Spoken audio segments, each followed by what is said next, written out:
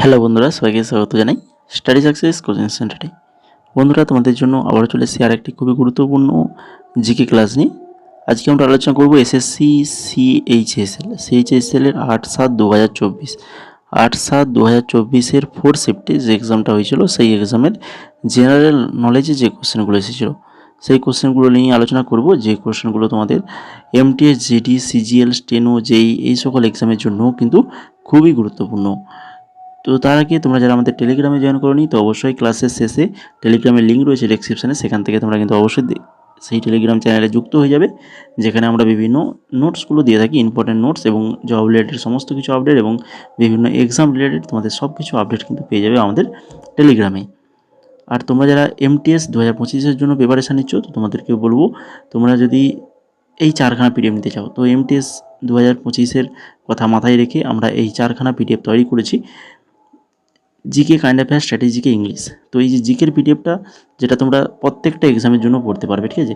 তোমরা যে কোনো এক্সাম, এসএসসির সকল exam plus RRB, NTPC, group D A সকল এক্সামের জন্য কিন্তু এই জিকে কোশ্চেনের পিডিএফটা তোমরা কিন্তু পড়তে পারবে। তো যদি তোমরা এই 4খানা পিডিএফ নিতে চাও, তো এই 4খানা পিডিএফের কম্বো থাকবে মাত্র 199 টাকা। 199 টাকায় এই 4খানা পিডিএফ পাবে।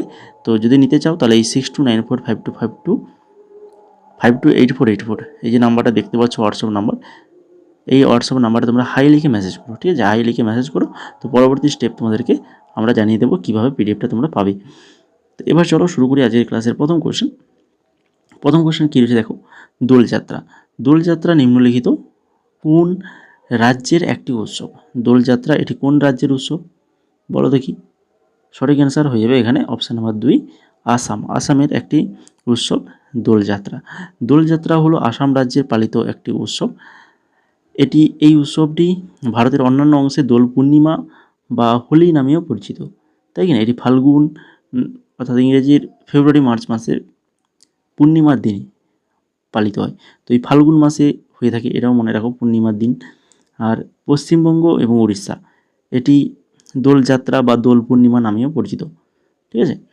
এরপরে চলে যাও 2 নম্বর কোশ্চেন। ভারতের সংবিধানের ড্যাশে মৌলিক অধিকারের আইনি প্রয়োগের বিধান রয়েছে? ভারতের সংবিধানের ড্যাশে মৌলিক অধিকারের আইনি প্রয়োগের বিধান রয়েছে? সঠিক অ্যান্সার অপশান নাম্বার 1, 32 নম্বর ধারা। 32 অনুসারে সুপ্রিম কোর্ট মৌলিক অধিকার প্রয়োগের জন্য ওই যে 5খানা রিট বলেছে, হ্যাবিয়াস কর্পাস, ম্যান্ডামাস, নিষেধাজ্ঞা, কোয়ারেন্টো, সার্টিওয়ারি, সব বিভিন্ন রিট যে জারি করার ক্ষমতা রয়েছে, তাই কি না? এগুলো আগের ক্লাসে আলোচনা করেই ফেলেছি। এগুলো আগের ক্লাসগুলো যারা দেখোনি, ডেসক্রিপশানে লিঙ্ক রয়েছে, সেখান থেকে দেখে নেবে। এইভাবে এক্সট্রা ডিটেলস সহ আমরা কিন্তু সেই ক্লাসগুলো করিয়েছি। 3 নম্বর কোশ্চেন দেখো, একটি নতুন এমএস ওয়ার্ড নথি তৈরি করতে নিচের কোন ধাপটি সঠিক? নতুন এমএস ওয়ার্ডের নথি তৈরি করতে কোনটা করতে হবে, কোন ধাপটাতে আমরা পারবো? তো তার জন্য কী করতে হবে না, হচ্ছে ফাইল ট্যাবে গিয়ে সেখানে নিউ অপশান রয়েছে, তো সেই নিউ অপশানে ক্লিক করলেই তাহলে কিন্তু আমরা নতুন এমএস নথি তৈরি করতে পারবো। তারপরে দেখো 4 নম্বর কোশ্চেন, খেলো ইন্ডিয়া শীতকালীন গেমস 2023 ড্যাশে অনুষ্ঠিত হয়েছিল? খেলো ইন্ডিয়া শীতকালীন গেমস কোথায় অনুষ্ঠিত হয়েছিল? না, এটা অনুষ্ঠিত হয়েছিল জম্মু কাশ্মীরে অনুষ্ঠিত হয়েছিল। ভারতের সংবিধানে প্রাথমিকভাবে কয়টি মৌলিক অধিকার প্রদান করা হয়েছিল? সংবিধানে প্রাথমিকভাবে কয়টা মৌলিক অধিকার প্রদান করা হয়েছিল? তো সবাই বলবে 6, কিন্তু না। তো প্রাথমিকভাবে 7টি মৌলিক অধিকার প্রদান করা হয়েছে। বর্তমানে 6খানা মৌলিক অধিকার রয়েছে, তাই কি না? ভারতের সংবিধানে প্রাথমিকভাবে 7টা মৌলিক অধিকারের প্রয়োগ করা হয়। মূল ভারতীয় সংবিধান 7 প্রকারের মৌলিক অধিকারের উল্লেখ থাকলেও 1978 খ্রিস্টাব্দে এই 44তম সংশোধনী দ্বারা সম্পত্তির অধিকারকে মৌলিক অধিকার থেকে বাদ দেওয়া হয়েছে। তো আমরা যে এমটিএসের যে নোটগুলো দিয়েছি, ওইখানে যে 14খানা টপিকের যে স্ট্র্যাটেজিকের পিডিএফটা দিয়েছি, ঠিক আছে, ওই টপিকের মধ্যে কিন্তু মৌলিক অধিকার নিয়ে একটা টপিক আমরা ওখানে অ্যাড করেছি। ভেরি ইম্পর্টেন্ট বলেই টপিকটা দেওয়া রয়েছে। তো তোমরা পিডিএফটা যদি নিতে চাও, তো মেসেজ করো হোয়াটসঅ্যাপ নাম্বারে, নিলেই দেখতে পাবে যে কত জিনিস তার মধ্যে রেখেছি আমরা। তাহলে 44তম সংশোধনী 1978, সেখানে কিন্তু এই সম্পত্তির অধিকারটা থেকে মৌলিক অধিকার থেকে বাদ দেওয়া হয়েছে, বোঝা গেল? তারপরে দেখো, ভারতের সংবিধান 3য় অধ্যায়ের 12 থেকে 35 নম্বর অনুচ্ছেদের মধ্যে এই মৌলিক অধিকার লিপিবদ্ধ হয়েছে। ভারতের মৌলিক অধিকার মোট 6টি।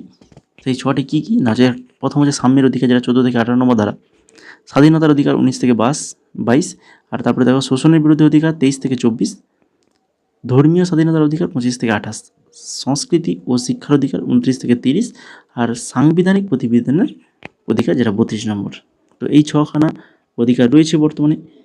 এরপরে দেখো 6 নম্বর কোশ্চেন, নিচের কোনটি সঠিক সম্পর্ক বলো। সঠিক সম্পর্ক, এটা সায়েন্স থেকে কোশ্চেন।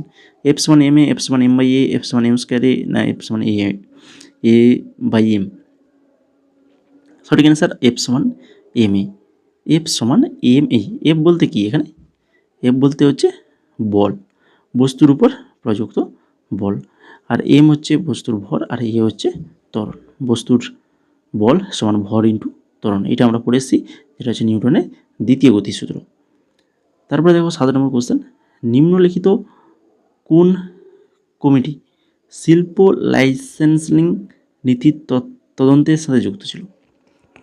কোন কমিটি শিল্প লাইসেন্সিং নীতির তদন্তের সাথে যুক্ত ছিল। সঠিক answer option number 2, Dutta committee. Dutta committee হয়ে যাবে সঠিক অ্যান্সার।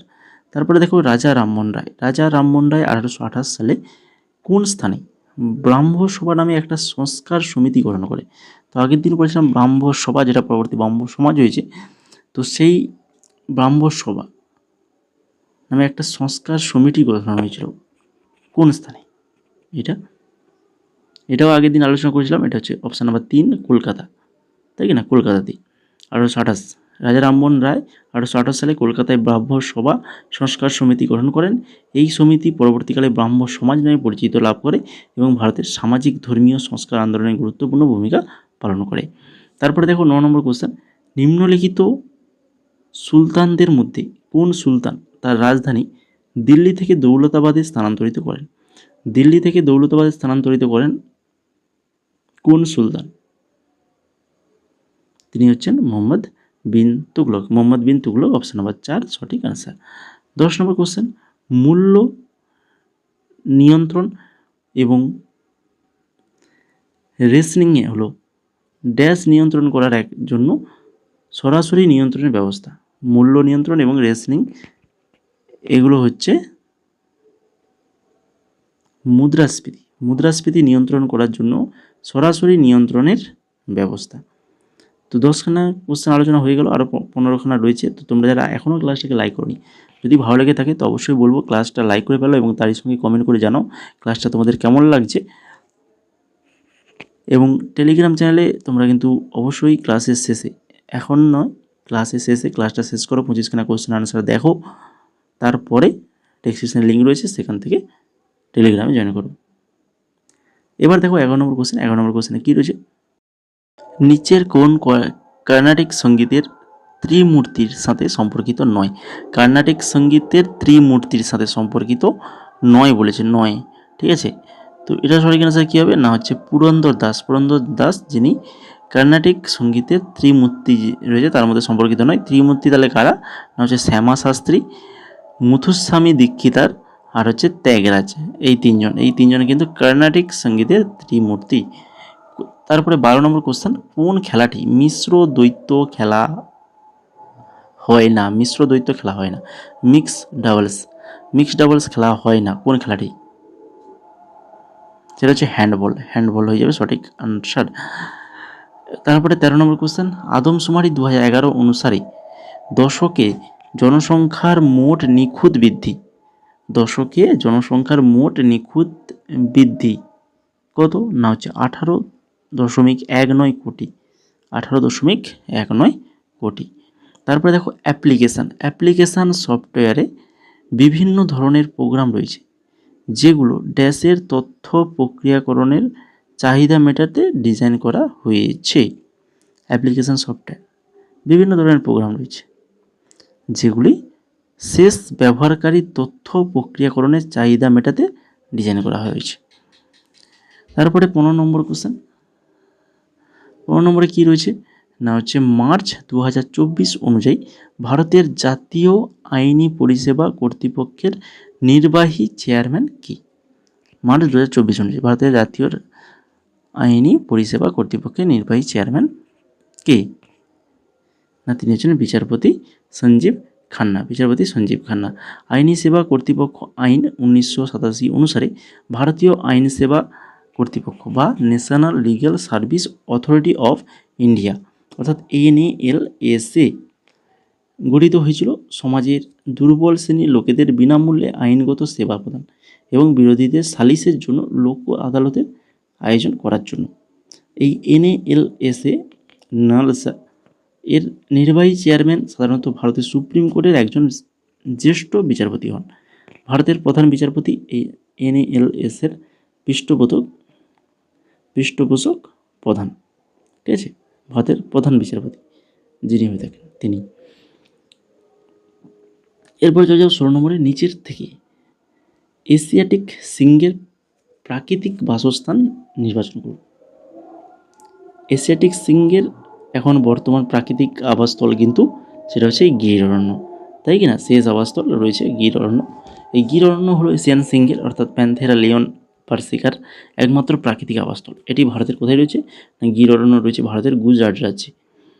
17 নম্বর কোশ্চেন, প্রদত্ত বিকল্পগুলির মধ্যে থেকে ঘ্রাণ নির্দেশক নির্বাচন করুন। ঘ্রাণ নির্দেশক সেটা কোনটা? না, সেটা হচ্ছে লবঙ্গ তেল। লবঙ্গ তেল। নিচের কোনটি ভারতের ধ্রুপদী ভাষাগুলির মধ্যে একটি নয়? ধ্রুপদী যে ভাষাগুলো রয়েছে তাদের মধ্যে একটি নয়, সেটা হচ্ছে মাগাহি ভাষা।